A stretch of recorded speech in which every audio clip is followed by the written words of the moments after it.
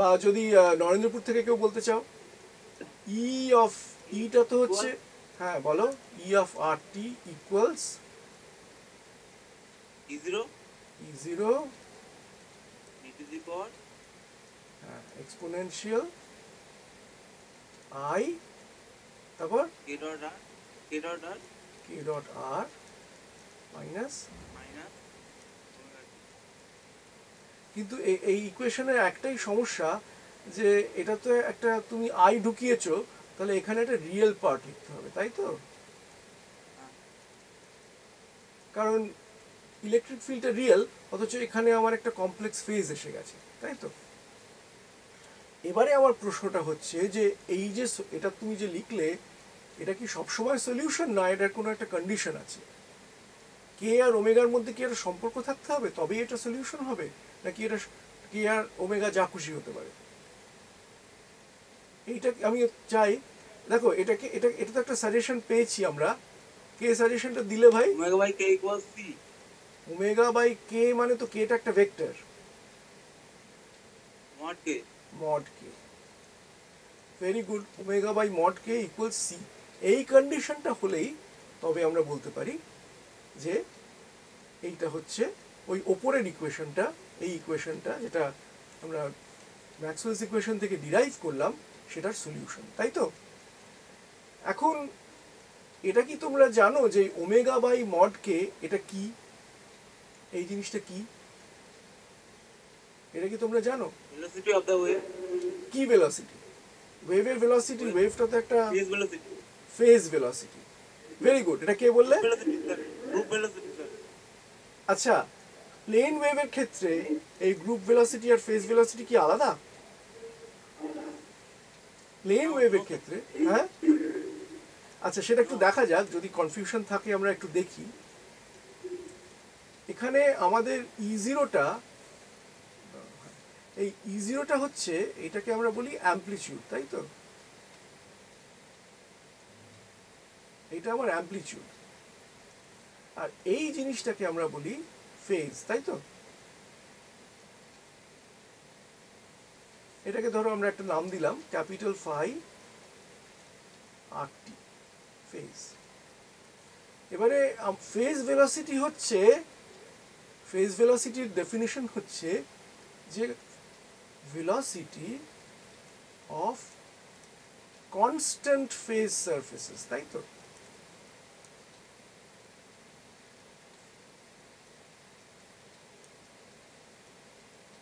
তার মানে আমাকে কি করতে হবে? আমাকে ফাই আর টি এটাকে কনস্ট্যান্ট বলতে হবে। তার মানে আমার কে ডট আর মাইনাস ওমেগা টি এটা কনস্ট্যান্ট। এখন এমনিতে আমি জানি যে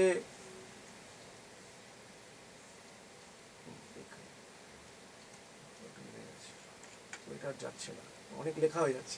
আচ্ছা, পরের পাতায় যাই তাহলে, সরি। এমনিতে আমরা জানি যে, আচ্ছা ফেজটা তাহলে কি হলো?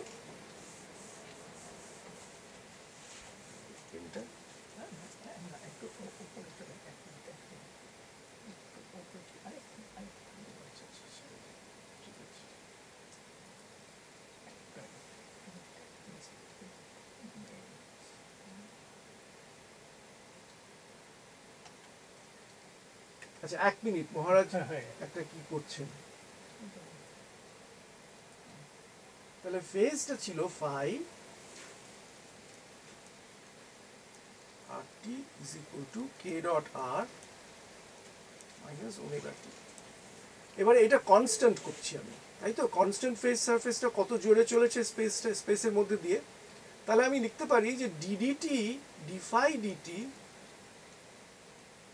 ইকুয়াল টু 0, আর সেটা হচ্ছে আমার কে ডিআর ডিটি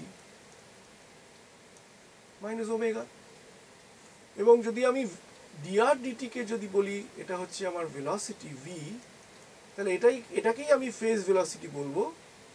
এবং তার থেকে আমি যেটা পাচ্ছি সেটা হচ্ছে যে k hat dot phase velocity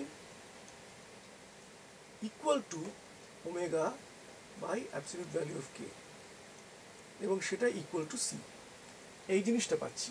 তাহলে এখান থেকে আমি পরিষ্কার বুঝতে পারছি যে এই যে প্যারামিটার সি, যেটা আমার প্যারামিটার ছিল ম্যাক্সওয়েলস ইকুয়েশনে, সিটা একটা প্যারামিটার ছিল, এবং যেহেতু সেটা, একটা কোশ্চেন আছে। হ্যাঁ হ্যাঁ শিওর, বলো কার কার প্রশ্ন? হ্যাঁ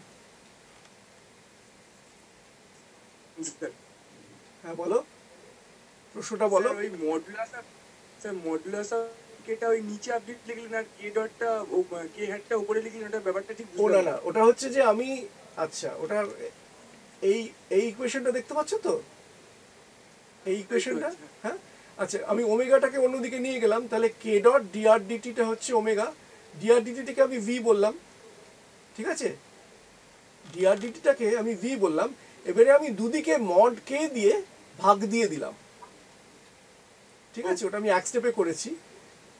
দুদিকে ভাগ দিলে পরে কে কে যদি মড কে দিয়ে ভাগ দিই, তাহলে কে ইউনিট ভেক্টর পড়ে থাকে, সেটাই হচ্ছে কে হ্যাট, ঠিক আছে। ঠিক আছে ঠিক আছে, হ্যাঁ হ্যাঁ, আর এই জন্য, আচ্ছা, আর ওমেগা বা আমি মডকে এই জন্যই করলাম যাতে সিটা চলে আসে। এখন আমার বক্তব্য হচ্ছে যে সিটা হচ্ছে আসলে একটা প্যারামিটার, রাইট? সিটা প্যারামিটার সি, কিন্তু সেটা এখন আমরা একটা ইন্টারপ্রিটেশন, ফিজিক্যাল ইন্টারপ্রিটেশন দিচ্ছি যে সেটাই হচ্ছে আমার ফেজ ভেলোসিটি।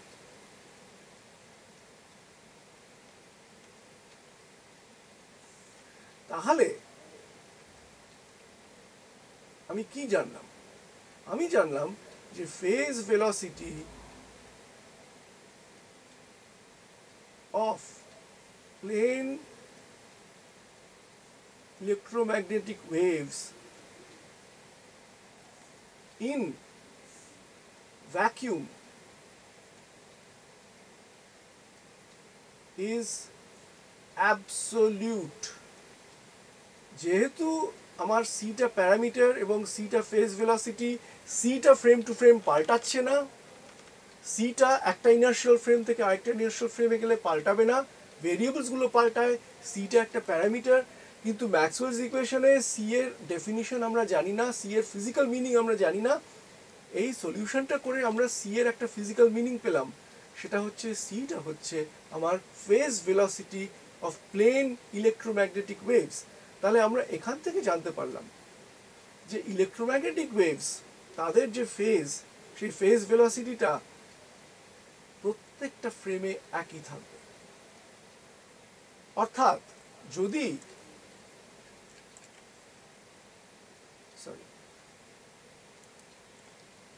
যদি আমরা ধরে নিই, যদি ম্যাক্সওয়েলস ইকুয়েশনস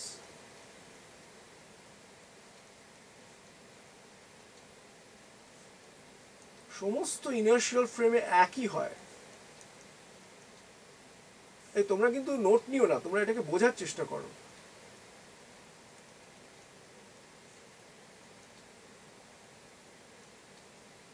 তাহলে আমরা ডিডিউস করলাম, এটা কিন্তু পস্টুলেট নয়, সেই জন্যই বলছি যে আমি যেভাবে বলছি এটা সব বইতে থাকে না, যে ফেজ ভেলোসিটি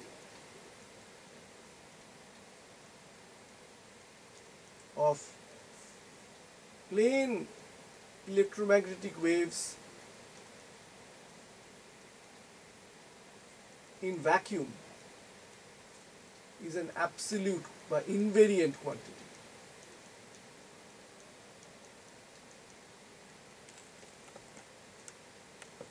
এটা একটা ব্যাপার যেটা আইনস্টাইন ডিডিউস করেন। এখন আমার এখানে অনেক কিছু বলার আছে। সাধারণত স্পেশাল রিলেটিভিটি কোর্সে আইনস্টাইনের দুটো পস্টুলেটের কথা বলা হয়। তার মধ্যে যে প্রথম পস্টুলেট, সেই প্রথম পস্টুলেটটা আমি অলরেডি বলেছি, সেটা হচ্ছে প্রকৃতপক্ষে গালিলেইয়েরই প্রিন্সিপল অফ ইনার্শিয়া বা প্রিন্সিপল অফ রিলেটিভিটি, অর্থাৎ কিনা সমস্ত ইনার্শিয়াল ফ্রেমে physical laws will be the same. Physical laws are identical in all inertial frames. একটা ইনার্শিয়াল ফ্রেম থেকে আরেকটা ইনার্শিয়াল ফ্রেমে গেলে আমি ফিজিক্যাল লজের আইন কানুন কোনো পরিবর্তন হবে না।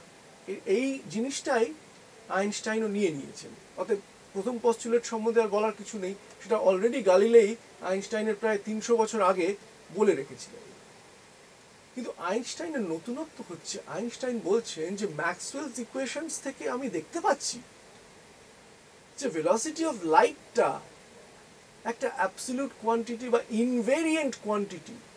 অ্যাবসলিউট বা ইনভেরিয়েন্টের অর্থ হচ্ছে সমস্ত ইনার্শিয়াল ফ্রেমে তার একই ভ্যালু হতেই হবে। সঙ্গে সঙ্গে আমরা যদি একটু ফিরে যাই, কি করে ফিরে যাবো আমি অবশ্য জানি না এখন।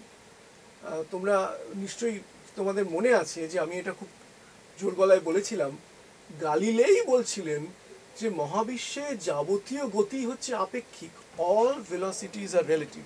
ব্যাক করবো কি করে? নোট করলেই হবে।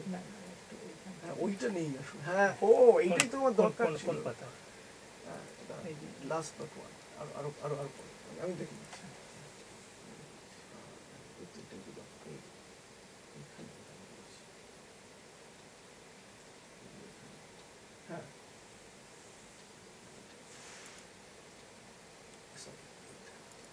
হ্যাঁ, এই যে দেখো, এবার দেখতে পাচ্ছ তোমরা, আমি পেয়েছি অল ভেলোসিটিজ আর রিলেটিভ।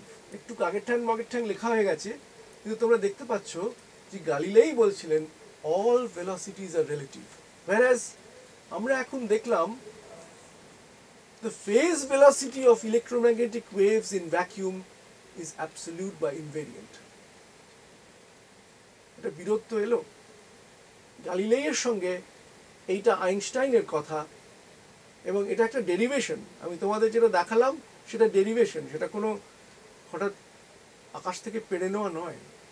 সেই ডেরিভেশনটা হয় তোমার বলো যে ডেরিভেশনে ভুল আছে, কিংবা আমাদের এটা মেনে নিতে হবে যে plane electromagnetic waves in vacuum, তাদের ভেলোসিটিটা একটা কনস্ট্যান্ট।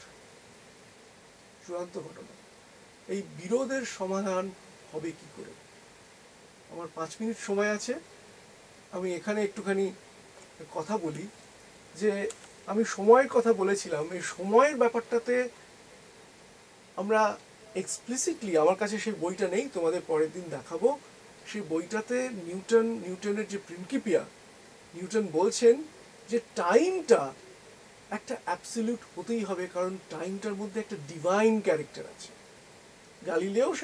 গালিলেও যদিও ধর্ম সম্বন্ধে খুব একটা উচ্চ ধারণা পোষণ করতেন না। তোমরা জানো যে গালিলের জীবনে চার্চের সঙ্গে একটু মারপিট হয়েছিল, বেশ চার্চ ওকে ঝামেলায় ফেলেছিল, কিন্তু তবুও এই তত্ত্বটা থেকে উনি সরে আসেননি।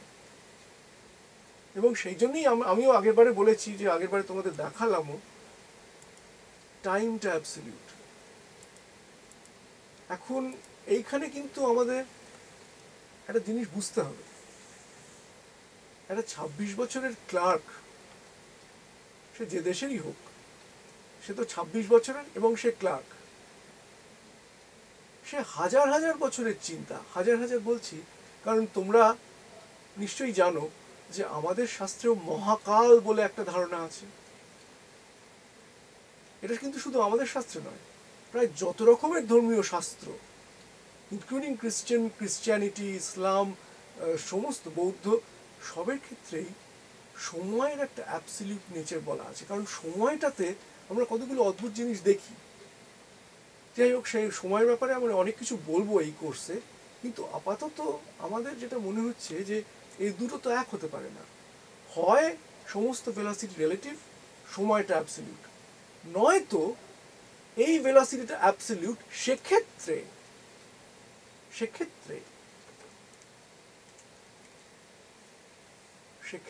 কি হবে? সেক্ষেত্রে টাইম ইজ রিলেটিভ।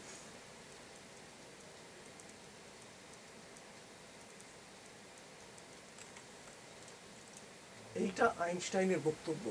এবং আমি তোমাদের এই কারণে বলছি যে তোমাদের বয়স আর আইনস্টাইনের তখনকার বয়সের মধ্যে হয়তো বছর 5-7 তফাৎ।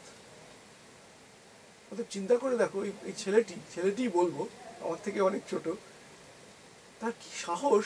সে হাজার হাজার বছরের চিন্তা, তার নিজের ট্রেডিশন, জুইশ ট্রেডিশন, সেখানেও একই চিন্তা, সেই চিন্তাটাকে সে অ্যাটাক করলো। সে বলল না, সময় কখনো অ্যাবসলিউট হতে পারে না, সময়কে রিলেটিভ হতেই হবে। মহাকাল সে মানছে না। এটা একটা বিরাট ব্যাপার। এবং এই ব্যাপারটার পেছনে তার কি যুক্তি? তুমি বলতে পারো অনেক অঙ্ক টঙ্ক কষলে, পরীক্ষা কি বলে? এই ব্যাপারে একটা কথা বলে আজকে শেষ করব। আমি কিন্তু দেখলে মাইকেলসন মরলি এক্সপেরিমেন্টের কথা বললাম না, কারণ মাইকেলসন ভদ্রলোকের আইনস্টাইন সম্বন্ধে সবসময় সন্দেহ ছিল। তার জন্য নয়, সে এর সম্বন্ধে বিয়ের যার কারোর সন্দেহ থাকতে পারে, কিন্তু মাইকেলসন একটু পুরনোপন্থী ছিলেন। এই পুরনোপন্থী থাকার জন্য উনি আলোর ব্যাপারটা নিয়ে যদিও প্রচুর মাপজোক এবং খুব অ্যাকিউরেট মাপজোক, মাইকেলসন ইন্টারফিউরোমিটার একটা অসাধারণ যন্ত্র যা আজ অবধি ব্যবহার হচ্ছে, আজকে অবধি মাইকেলসন ইন্টারফিউরোমিটার ব্যবহার হচ্ছে, সেজন্য এক্সপেরিমেন্টালিস্ট হিসেবে ওনার জুড়ি নেই। কিন্তু উনি সময়ের সম্বন্ধে এবং বিশেষ করে আলো সম্বন্ধে যে ধারণা পোষণ করতেন সেটা কারেক্ট নয়। উনি ধরেই নিয়েছিলেন যে উনি দেখতে পাবেন যে আলোর গতিটাও আপেক্ষিক বেরোবে। অর্থাৎ আমি যদি টর্চ নিয়ে ছুটি, তাহলে টর্চের থেকে যে আলোটা বেরোবে সেটা আমার গতির উপর নির্ভর করবে। এটা উনি ধরেই নিয়েছিলেন এবং উনি সেই জন্যই মাইকেলসন মরলি এক্সপেরিমেন্ট উনি করেছিলেন যে এটা দেখাই যাবে। তার কারণ হচ্ছে ম্যাক্সওয়েল যখন ইলেকট্রোম্যাগনেটিক ওয়েভস আবিষ্কার করে ফেললেন, ওর মাথায় হাত, এ কি করে হয়? তার কারণ হচ্ছে উনি দেখলেন যে কোনো ম্যাটার নেই, ভ্যাকিউমের মধ্যে দিয়ে চলেছে। উনি বললেন তা কি করে সম্ভব? ঢেউ, কিসের ঢেউ? উনি বললেন তাহলে নিশ্চয়ই সারা ব্রহ্মাণ্ড ব্যাপী একটা ইথার বলে জিনিস আছে, এবং ইথারের ঢেউই হচ্ছে ইলেকট্রোম্যাগনেটিক ওয়েভস। সেখানে মেটেরিয়ালের দরকার নেই, কিন্তু একটা ইথার। ইথারটা কি? কেউ জানে না ইথারটা কি। তখন একদল বলল যে তা যদি হয় তাহলে তো ভাই আলোর গতিটা ইথারের হাওয়ার গতির মতো, ইথারের ভেলোসিটির উপরে আলোর গতি ডিপেন্ড করবে। তাহলে আমি যদি মনে করি যে পৃথিবীটা ইথারের মধ্যে দিয়ে চলেছে, তাহলে পৃথিবীর এই দিকে আলো পাঠালে তার একরকম গতি হবে, আর ওই দিকে আলো পাঠালে একরকম গতি হবে। যেমন আমি যখন গঙ্গা পার হয়ে বেলুড় মঠে আসি, তখন যখন আমার নৌকোটা স্রোতের বিরুদ্ধে যাচ্ছে তখন তার একরকম গতি, আর যখন স্রোতের দিকে যাচ্ছে তখন তার একরকম গতি। ঠিক সেরকম ভাবে উনি বললেন যে তাহলে এর তফাৎ হওয়া উচিত, কিন্তু উনি বহু বছর ধরে লড়ে গিয়েও কোনো তফাৎ পেলেন না। আইনস্টাইনের যে প্রথম পেপার, সেখানে মাইকেলসন মরলি এক্সপেরিমেন্টের কোনো উল্লেখ নেই, সেই জন্য আমিও ওটার বিশেষ আলোচনার মধ্যে যাচ্ছি না। তোমাদের মাইকেলসন ইন্টারফিউরোমিটার জানতে হলে অপটিক্সের বই পড়ে নেবে, আমি কিন্তু ওই আলোচনাটা করব না। আমি শুধু এটুকুই বলতে চাই যে আইনস্টাইনের পেপারে, original paper the electrodynamics of moving bodies, এটা হচ্ছে ইংরেজি ট্রান্সলেশন, সেই পেপারে তুমি দেখবে উনি এক কথায় ছেড়ে দিয়েছেন যে ইথারটা অবান্তর। ইথার অবান্তর, ইথার বলে কিছু নেই, ব্যাস। বাকিটা এই। এবং এই যে উনি একটা ব্যাপার করলেন, টাইম ইজ রিলেটিভ, সমস্ত রিলেটিভিটি থিওরি থেকে শুরু করে আজকে আমরা যা জানি, এই 1905-এর এই একটা কথা থেকে সেটা বেরিয়ে আসে। সেজন্য এটা একটা মহান কথা, এটা মহাকালের মতোই একটা মহান ধারণা যে টাইম ও রিলেটিভ। অর্থাৎ কিনা তুমি যখন আমার পাশ দিয়ে বাই করে তোমার ফেরারি করে বেরিয়ে গেলে, তোমার ঘড়ি আর আমার ঘড়ি একরকম চলছে না। পরের দিন আমরা দেখব কতটা আলাদা। কেন আমি ফেরারিতে সেই তফাৎটা বুঝতে পারি না, সেটা আমরা আগে পরের দিন বুঝতে পারবো, কিন্তু তফাৎটা হবে। তা আমি তোমাদের বলছি যে এইটা একটা বিরাট ব্যাপার, এবং সঙ্গে সঙ্গে এটাও বলছি যে এর পরীক্ষিত প্রমাণ এত বেশি, আমরা এত বেশি এই ঘটনাটা আজকাল দেখছি সমস্ত ল্যাবরেটরিতে, যে এটা নিয়ে আমার অন্তত কোনো সন্দেহ নেই যে মহাকাল বলে কিছু নেই। এখন আমি কারোর বিশ্বাসে কিছু বলতে চাই না, কিন্তু ফিজিক্যাল স্পেস অ্যান্ড টাইমে টাইমটাকে রিলেটিভ হতেই হবে। কিছু প্রশ্ন আছে? তাহলে আমি আজকে শেষ করি এখানে। যদি কিছু প্রশ্ন থাকে, ছোট প্রশ্ন। বলছি সিউডো ফোর্স আপনি বললেন না? হ্যাঁ হ্যাঁ, বলছি সিউডো ফোর্স তো রিলেটিভ কি কোনো ফ্রেমের রেসপেক্ট, সেটা তো সিউডো ফোর্স তার উপর ডিপেন্ড করবে কোন ফ্রেমে নেই।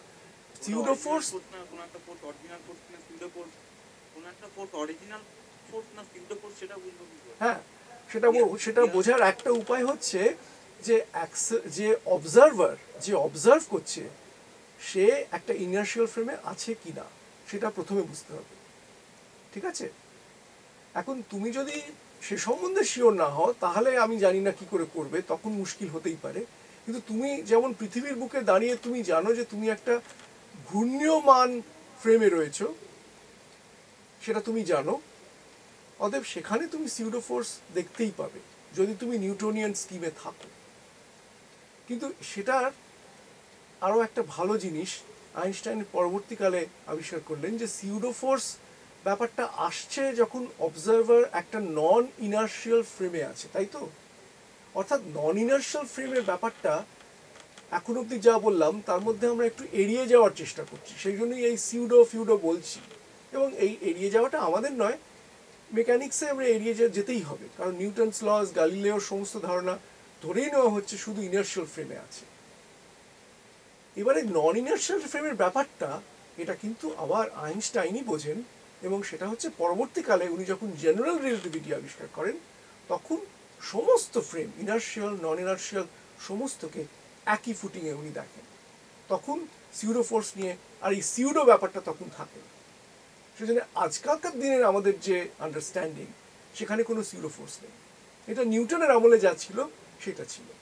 অতএব কোনো ফোর্সই সিউডো ফোর্স নয়, সমস্ত ফোর্সই ফোর্স, কিন্তু হ্যাঁ অবজারভার ডিপেন্ডেন্ট হতে পারে, এবং অবজারভারদের অবজারভেশন থেকে কি করে ফিজিক্যাল ল বার করতে হয় সেটাই আমাদের স্পেশাল রিলেটিভিটি এবং জেনারেল রিলেটিভিটিতে আমরা শিখি।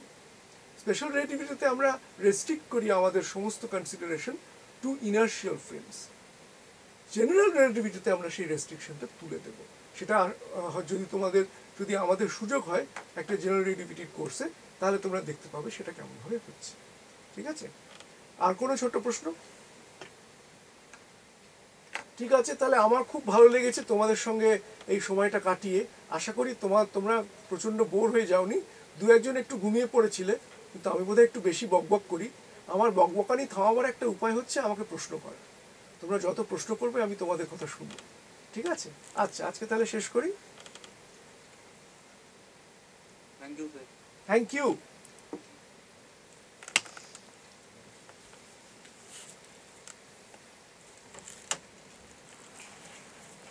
কিরম হলো? ফার্স্ট ক্লাস, খালি ওই এন্ডটা একটু খোঁজ নিতে হবে আমাদের। হ্যাঁ, মানে আমি তো এই পাড়াতে ছাত্র হিসেবে ছিলাম, বুঝি না বুঝি বেশি আর অঙ্ক করেছি। কাউকে একটু দু একজনকে দেখেও দেখালাম যে কিরম হচ্ছে। আমাদের যারা সব নরেন্দ্রপুর যাতায়াত করে, আমরা আমাদের তো আপনারা সব নরেন্দ্রপুর যান, আমার নরেন্দ্রপুর না গিয়ে আমাদের চলছে দেখুন। দেখি না আচ্ছা, কিন্তু ক্লাসটা ছুটি যাবার পরে ওরা বলতে পারবে হয়তো। হ্যাঁ বলুন, ফোন করুন একটু শোন। কারণ পরের ক্লাসটার সম্বন্ধে একটা প্রবলেম আছে, সেটা আপনাকে বলি। হ্যাঁ সেইটাও মানে ফোন করছি। ও হ্যাঁ, শোভনকে। হ্যাঁ সুমন বলো।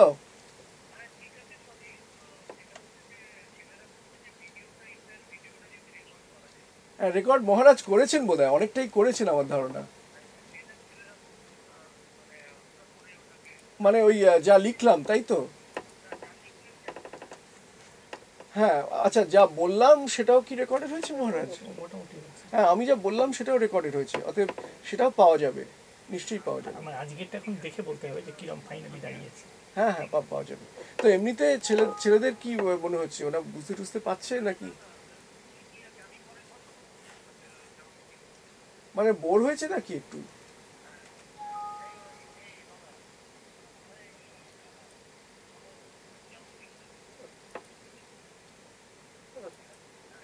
হ্যাঁ বলো।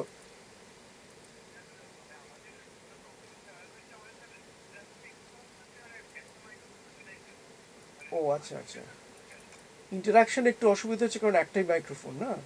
কাদের মাইক্রোফোনে একটা হলে কর্ডলেস হওয়া দরকার তো। আচ্ছা, সেটা যদি আরো দু একটা মাইক্রোফোন দেখি যদি দেওয়া যায়।